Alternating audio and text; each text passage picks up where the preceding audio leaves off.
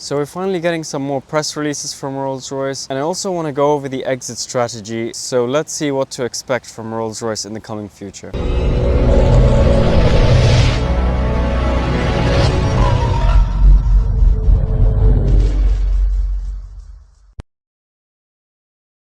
So we didn't get any PR for like a month and a half. The last one was like July 30th, and then until 16th of September there was like nothing. But the PR that's come since then, there's been like I think 3 so far, and they've been pretty good. One of them, the Czech Republic, whatever, Czechia I think is what it's called now, is planning to use Rolls-Royce SMRs. And they've set Ruth Todd as Operations and Supply Chain Director. And supply chain is like probably the most important part once they actually get the ball rolling for now. Nothing in this video is financial advice, and it's for entertainment purposes only. And of course, the most important PR is that Rolls-Royce is shortlisted amongst 3 others: GE Hitachi, Westington or something, Westinghouse, this other one. It's not that important, the names of them right now, but Rolls-Royce is still the only British one, and it's a very solid competitor. Rolls-Royce and these 3 others are invited to negotiate at this GBN like conference or something, and hopefully the contracts will be awarded before 2025. Hopefully it could even become early 2025, but it should be around like in the next few months. It should be completely done. Hope this was meant to actually happen this summer, but the elections and whatever delayed everything a little bit. But anyway, so when these contracts get awarded, so this is where I want to get into the exit strategy a little bit. So when these contracts get awarded, assuming Rolls-Royce gets awarded the contract, hopefully they do.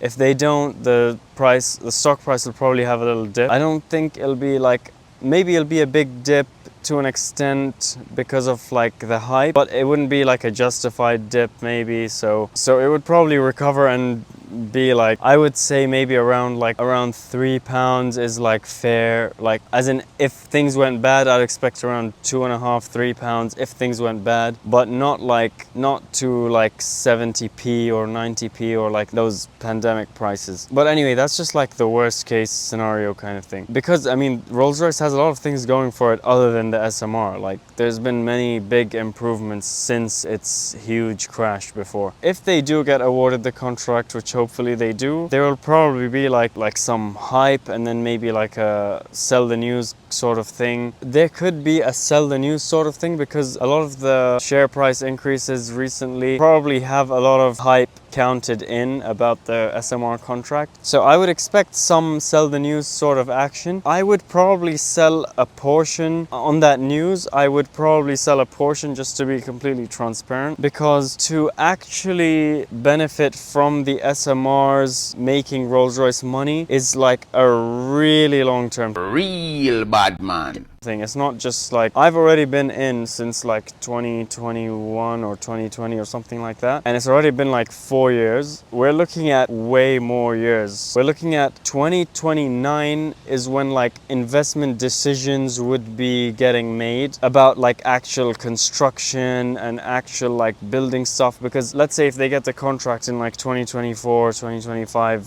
like sort of time, then they're going to be working on probably like regulations and sorting out supply chains and organizing stuff, which is what Ruth Todd will be probably taking care of, which Ruth Todd was also had a significant role in the HS2, the high-speed railway or whatever, and that didn't go too well. So I mean, I'm going to be realistic. I'm not going to just be like, oh yeah, she's gonna, I mean, she might do well, but she might also not do well. So I don't know. This is like a sensitive subject, and there's many things that could go wrong. So I would definitely want to at least take some of my profit. Like I would still leave a good chunk in, but if you've been watching my previous Rolls-Royce videos, you'll know that Rolls-Royce right now is like a very big portion of my portfolio. So I don't need it to be such a big portion. Even if I like halved my position or even took 75% of it out, it would still be like good enough to bet on the future of Rolls-Royce SMR. And the actual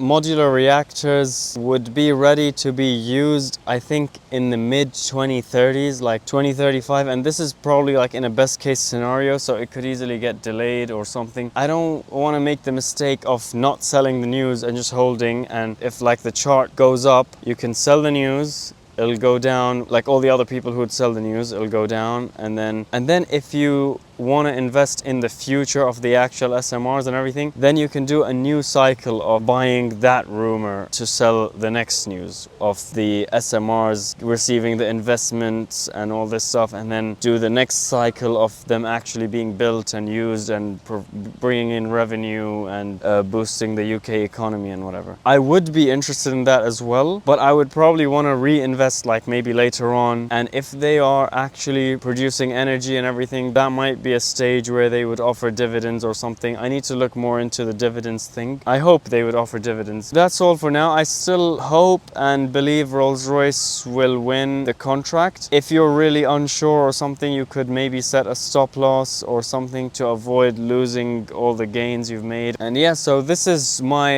exit strategy. And that's all for now, and I'll see you in the next video. Don't forget to like and subscribe and comment your thoughts below and share it with your friends.